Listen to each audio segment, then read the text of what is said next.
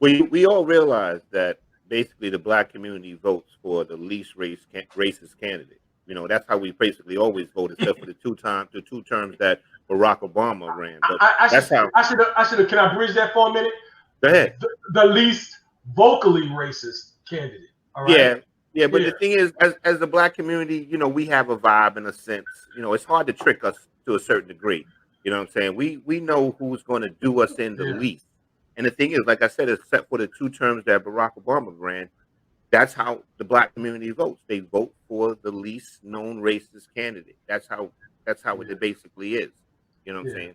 So, I mean, I don't see that. I don't see a change. As far as the race, as far as if I think there's going to be a race war, no, I think there might continue to be racial incidents, but I don't think there's going to be a race war. That's just not going to happen. Yeah, well, I don't think it's an issue of. First of all, I think there's a couple of things. First of all, I think a lot of people don't believe in government, and that's why it's so important on all levels to vote.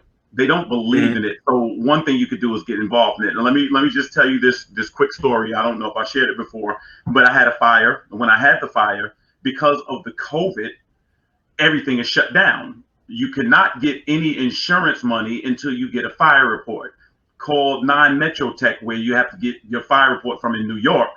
And they're working from home. They don't know when they can get this report. Insurance company will not budge. They don't want to hear it. One day it just dawns on me. I'm like, let me call my congressman. Let me call my congressman's office. I call the congressman's office. He's like, no, we don't deal with that. You call your council member's office. They connect me to my council member.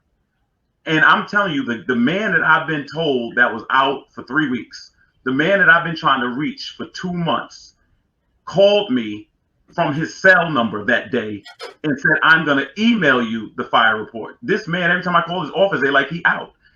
I went to a council member's number and I realized they have different contacts. They are able to reach people that we can't.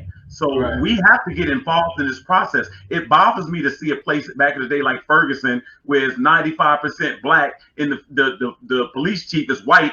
We've allowed that stuff to happen. And what really gets me is, I remember coming out of Madison Square Garden one night, the night that Patrick Ewing number was retired. I was in the garden. I come outside. There's 3,000 kids lined up around Foot Action.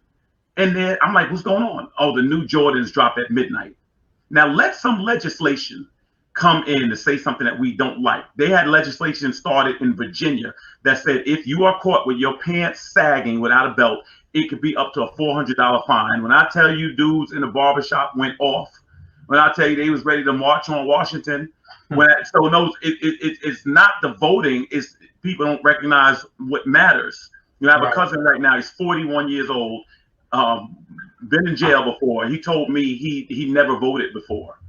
I'm like, if anybody needs to vote, you need to vote. And for the first time in his life, he just voted.